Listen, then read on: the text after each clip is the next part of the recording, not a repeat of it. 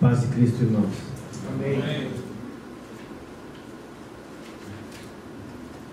Jesus é aquele que se fez pobre por nós, se fez homem por nós, se fez escravo por nós, se fez carne por nós. Ele se tornou o que nós éramos, para que nós pudéssemos nos transformar ou nos tornar aquilo que Ele é. Essa é a fórmula que Anselmo da Cantuária, em plena Idade Média, usou para descrever a obra redentora de Jesus. E também os antigos teólogos de Alexandria falavam essa fórmula. Ele se tornou humano para que nós nos tornássemos divinos, entendendo a palavra divino no sentido mais fraco, não no sentido pleno. Mas a ideia é que justamente Jesus efetuou com a sua obra uma substituição. Lá quando diz em Gálatas capítulo 3, versículo 13, Cristo nos redimiu da maldição da lei, tornando-se por nós, em nosso lugar. Ele se tornou por nós, ele se tornou maldição, porque estava escrito, né? Maldito todo que for pendurado no madeiro. Então essa substituição é o Evangelho. Toda a narrativa que a gente lê, essa substituição está acontecendo. Esse trecho de João, capítulo 18, que nós lemos logo no início da nossa reunião de adoração, dos versículos 1 até o 11, é uma história comum. Jesus vai ser preso lá no jardim do Getsemane, né? Foi o que o Reginaldo deu para a gente aqui agora há pouco. Mas, de novo, o Evangelho é como as narrativas do Evangelho são amostras pequenas do grande Evangelho, da grande narrativa que é Jesus tomando o meu lugar, o seu lugar, o nosso lugar, para que nós tenhamos, injustamente, sem mérito nenhum, tenhamos o lugar dele. Nessa noite aqui, quando Jesus tinha acabado de celebrar com os discípulos aquela celebração que instituiu o memorial da Santa Ceia, diz aí que no capítulo, se você quiser me acompanhar, então é João 18, ele saiu com os discípulos para atravessou o ribeiro de Cedron. Então você sai de Jerusalém, é uma pirambeira bem grande mesmo, é um buraco, e você vê o Monte das Oliveiras, você sobe e ali tem um jardim. Até hoje há um local lá em que eles guardam a memória, ninguém sabe onde foi, mas o local que guarda a memória do horto, onde estão ainda tem oliveiras lá, não são as mesmas oliveiras, porque na guerra dos anos 70 eles cortaram tudo aquilo, mas o mesmo DNA está lá, as sementes são as mesmas, os brotos são das antigas oliveiras, na sombra das quais Jesus naquela noite orou. E ele foi para aquele lugar orar com os discípulos, mas Judas, que já tinha saído da ceia, que já tinha ido buscar os 600 soldados, agora veio atrás de Jesus, com aquele pelotão, pelo menos uns 600 homens, não era uma tropinha não veio com meia dúzia não, afinal Jesus já tinha pelo menos 12 com ele, né? Ou 11, né? Se fosse no mano a mano tinha que ter mais, né? Então Judas tinha a maioria fácil, né? Ele pegou uma tropa de soldados dos judeus, e ele sabia que era o local que Jesus estaria, ele sabia, mas Jesus estava lá orando, e chegou essa turma com tochas, né, luz, aquele lugar é escuro, né? Chegaram, e aí o surpreendente, Jesus se adianta, ele vai saindo assim, a palavra aqui, ele vai saindo e diz: quem vocês estão procurando? Nós queremos Jesus o Nazareno. E aí ele fala: eu sou. E o pessoal dá uma titubeada assim para trás, cai no chão. Não dá para explicar isso aqui. O texto diz, você pode olhar aí com certeza, o texto está dizendo no versículo 6 que isso aconteceu, caíram por terra, e Jesus tem que insistir. Quando os caras se recompõem, de novo, a quem vocês estão procurando? Jesus o Nazareno. Eu sou. Vocês querem a mim? Então, deixa esses aí, pode pegar, sou eu, né? Aí Nesse momento, um lá no meio tinha uma espada. Nessa noite eles tinham duas, mas só uma foi usada, né? E você sabe o nome dele agora. O Evangelho de João conta, era o Pedro. E o Pedro falou: esse cara vai ficar sem cabeça. E naquela escuridão, alguém viu uma luzinha, e não era a flecha do celular não, né? E ele, que não era bom nem nada, lógico, tomou cuidado. Mas o cuidado, então, o que ia ao pescoço foi só a orelha, né? E o nome desse cara, agora a gente sabe também, é Malco. Por que Mateus, Marcos e Lucas, que contam essa história, não dão o nome nem de Pedro, o bandido, e de Malco, a vítima? Porque é da BO. Se na época que Mateus, Marcos e Lucas escreveram o Evangelho, quando Pedro estava vivo e Malco estava vivo, o documento seria lido por uma autoridade não cristã e dito: está aqui, ó, a prova é que o Pedro teve intenção assassina contra o servo do sumo sacerdote, ou seja, contra o próprio sumo sacerdote, que atacar o servo de uma autoridade é atacar a autoridade. Matemos Pedro, né? Então os evangelhos, por serem documentos históricos escritos na época em que estavam vivas as testemunhas, Mateus, Marcos e Lucas, não colocaram o nome. Como o Evangelho de João, segundo a gente entende, tem controvérsias, né? Ele foi escrito bem depois, lá pelos anos 90, que Pedro já tinha sido martirizado, inclusive, provavelmente o Malco também já tinha, então pôde dar nome a todo mundo, sem problema, porque julgar os mortos é meio difícil, né? Você não ia matar quem já morreu, né? Mas enfim, mas essa história conta a história daquela noite, e eu vejo nela justamente o que? Cristo se fazendo maldição para nos libertar. Ele diz: não é a mim que vocês querem? Então deixa esses. Não é assim que ele faz? Essa turma toda aqui precisa ser condenada. Mas peraí, leva a mim no lugar deles, deixa eles aqui, perdoa eles, leva a mim. E a gente vê nessa história a sabedoria de Jesus, né? Porque diz aí no versículo 4 que Jesus sabia tudo. Jesus estava com um perfeito discernimento. Na verdade, quem dirige a cena, se isso aqui fosse um filme e tivesse um diretor, a letrinha ia ser dirigido por Jesus de Nazaré, ou Jesus chamado Cristo. Ele está dirigindo a cena, mas não, ele vai ser preso de surpresa. Não tem surpresa, ele sabe, está chegando Judas, estão chegando soldados, e ele vai lá e arruma a cena com a sabedoria dele. Isso é bom a gente lembrar, porque esse é o processo de salvação no qual ele toma o nosso lugar. Na vida cristã, muitas vezes, a gente não entende como é que o enredo, o nosso filme, o filme da nossa vida está dando de um certo jeito que nós não gostamos. Aí então você lembra: olha, o diretor sabe o que faz. O diretor do roteiro, da cena, da filmagem, ele sabe o que está fazendo com a nossa vida. E ele sempre arranja um jeito de tomar sobre si a maldição e passar para nós a bênção dele, com a sabedoria dele. Não só com sabedoria, mas como eu falei nos versículos 4 a 8, você vê a iniciativa dele. É ele que inicia, ele se adianta, diz na minha versão, no versículo 4. Algumas versões dizem ele sai, né? Ele sai na direção. Não foi iniciativa do Judas. Judas estava com eles, mas a salvação não começa com o traidor, começa com Deus descendo do céu e vindo até a terra.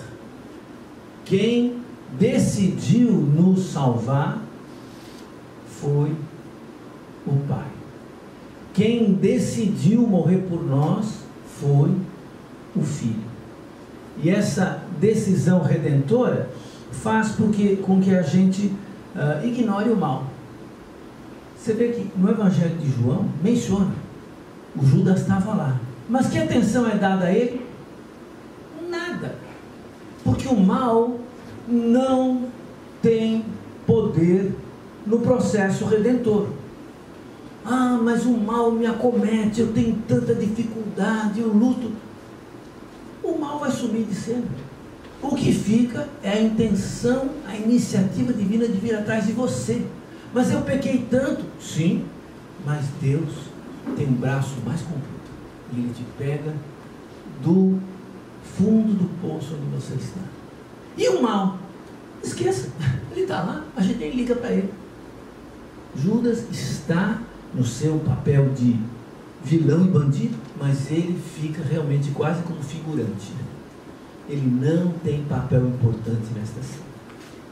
A iniciativa é toda de Jesus, que, de um jeito paradoxal, nos versículos 5, 6 e 8, fala aquela palavra que diz respeito à divindade. No português, a tradução é idiomática, sou eu. Mas, na língua original, a palavra vem numa ordem diferente. Eu sou. Que, mesmo na língua grega, que não é a língua do Velho Testamento, remete ao nome de Deus lá na sarça ardente. Eu sou aquele que eu sou, eu serei aquele que eu serei. Aquela frase que dá o nome Yahweh, o nome Senhor nas nossas Bíblias, para o Deus de Israel, o nome com o qual Deus se revela na aliança com o seu povo. E aí então, quando Jesus usa o eu sou, quase que dá um susto na turma. Um certo cientista da religião que examinou o contato de todos os povos com o religioso, ele chamava isso aqui de o numinoso, não luminoso, não é com L, é com N. Numinoso, de numen. Numen no latim significa uma presença sobrenatural. Quando você sente assim, não sei se já foi, alguém tem medo de cemitério, de assombração, coisa assim, né? Você está no lugar e você tem um frio na espinha. Você fala, tem uma coisa errada aqui. Isso é superstição, não sei o que é, mas é o sentimento. Esses homens não estavam com superstição, porque tinha só um homem de Nazaré ali, e quando ele diz, eu sou, desconjunta o mundo, e eles vão para o chão. E aí eles ficam perdidos. Ele precisa recompor, escuta, quem vocês estão procurando? Jesus Nazareno. Eu sou. 3 vezes essa expressão é colocada. É lógico que no momento original eles não iam entender, eles foram lá e prenderam ele, pronto. Mas fica para nós, na segunda leitura, aqueles que estão lendo a história, entender que Jesus nos salva, Ele nos redime, justamente por ser Deus. Claro que por ser homem Ele nos salva, mas como é que o homem poderia salvar o homem? Não é possível. O homem não salva o homem. Por mais boa intenção que eu tenha com você, se eu pegar na tua mão, nós vamos juntos para o caminho que eu sei ir, e o caminho não é bom, desculpe aí, não vai ser bom. Precisou o divino, Deus, se fazer carne, e na condição humana, mas ainda sendo o eu sou, aquele que dá medo quando eu estou na presença dele. Aí ele leva o homem para estar com ele. Jesus é aquele que na sua sabedoria, na sua iniciativa, na sua divindade, toma o nosso lugar para nos redimir. E aí ele toma esse cuidado mesmo, que nenhum deles seja preso.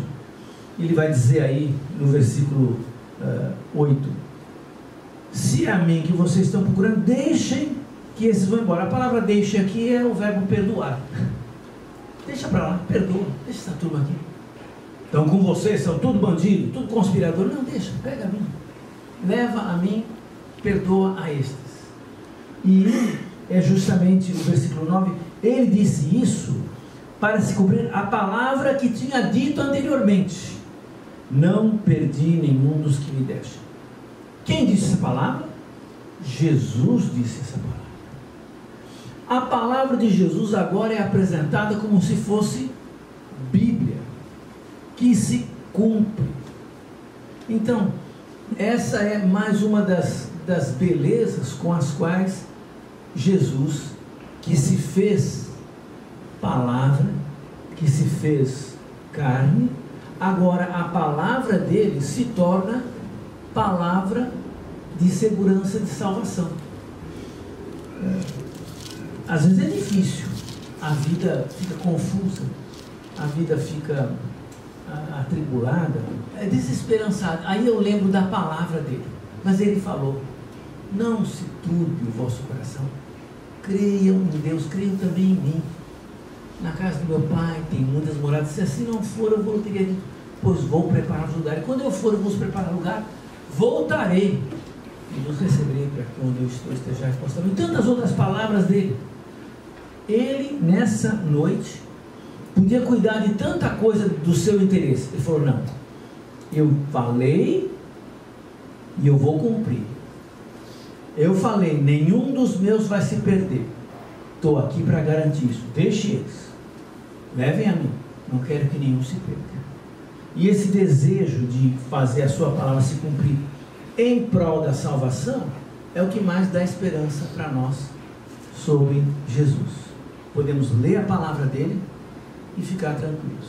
Ele vai tomar todas as providências para aquilo que ele falou se cumprir.